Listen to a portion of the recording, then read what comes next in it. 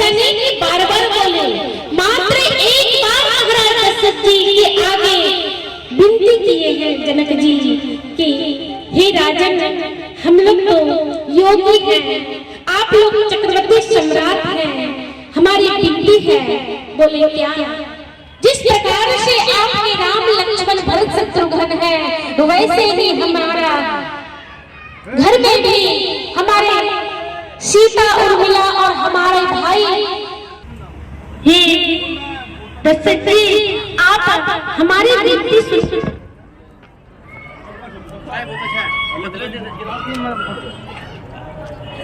ठंडा पड़ रहा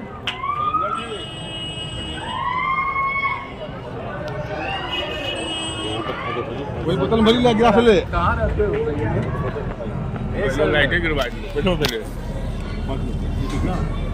देखे अभी ताला लटका हुआ था आपके घर में। जय श्री सीताराम। प्रेम से बोलो श्री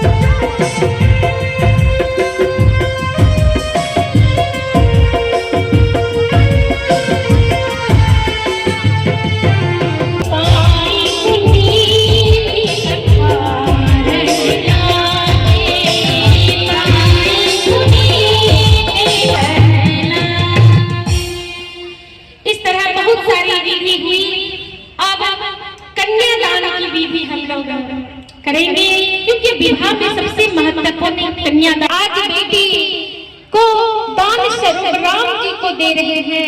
जिस प्रकार से सागर अपनी पुत्री लक्ष्मी को भगवान विष्णु के हाथों सौंपे थे, आगे जिस तरह से हिमवान राजा अपनी पुत्री पार्वती को भोलेनाथ के हाथों सौंपे थे, आज उसी तरह महाराज जनक जी अपनी पुत्री सीता को प्रभु श्री राम जी के हाथों सौंप देते हैं। ये है, अगर हो सके तो हमारी चारों पुत्री अगर आपके घर पुत्र वधू बन के जाए, अगर आपको यह रिश्ता अच्छी लग रही है, आपको यह रिश्ता अगर स्वीकार है, तो मेरे भाग खुल जाएंगे। यहाँ महाराज दशरथ जी महाराज जनक जी को अपने हृदय से लगा लिए और कहते हैं, ही महाराज जनक जी, आपके जैसा दानी संसार में कौन होगा।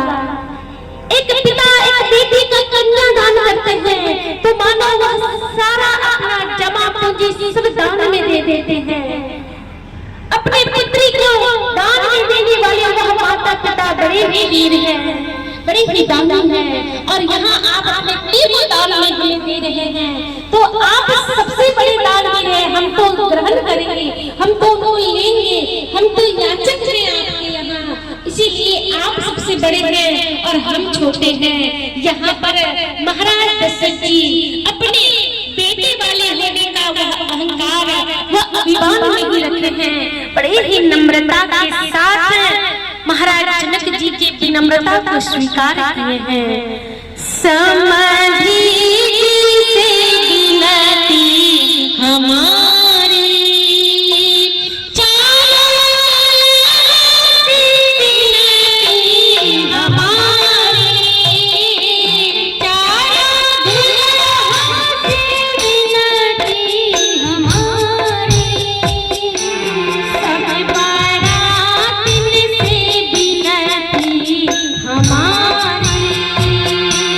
सभी बारात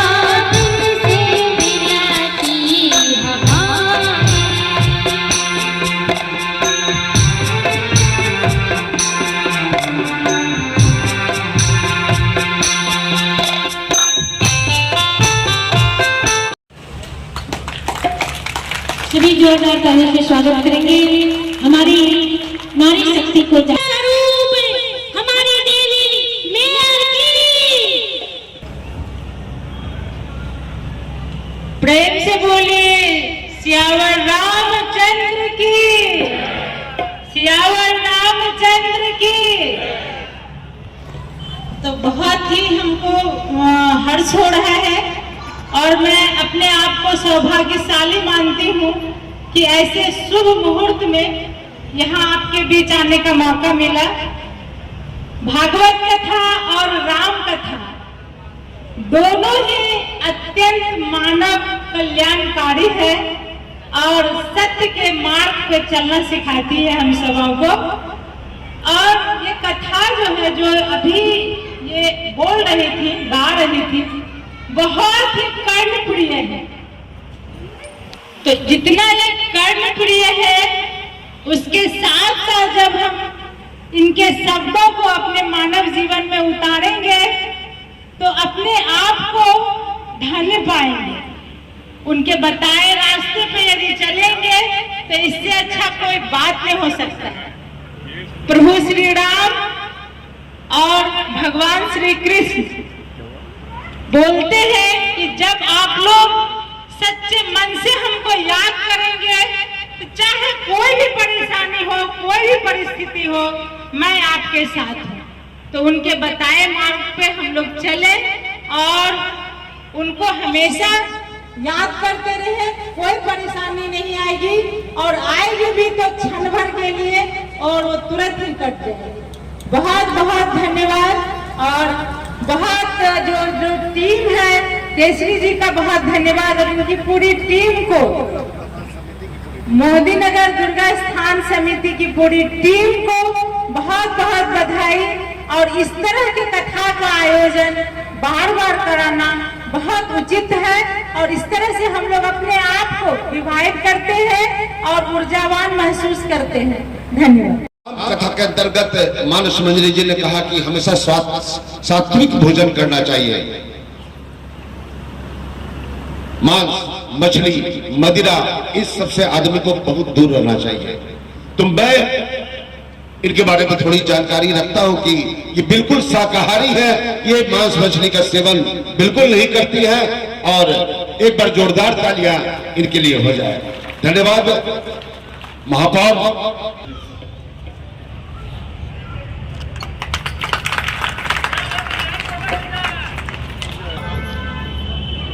मोदी नगर पूजा समिति के सारे सदस्यों, यहाँ पर जितने भी भक्तिगण माता बहनों, सभी लोगों को मेरा प्रणाम। मुझे बहुत अच्छा लगता है जब भी कभी केसरी जी हम लोग को बुलाते हैं। तो हमारा तो राजनीतिक फील्ड है नहीं, लेकिन हाँ, हम सामाजिक फील्ड में जरूर रहे हैं और हम उम्मीद करते हैं कि इस तरह का योगदान के लिए जब भी केसरी जी बुलाएंगे, जहाँ भी होगा, हम लोग पूरा करेंगे। हमारा तो सारे भागलपुर के लिए मेयर बनी है तो सारे पर ध्यान है, लेकिन हमारा विशेष करके दक्षिणी क्षेत्र इसलिए रहता है कि ये सबसे पिछड़ा हुआ।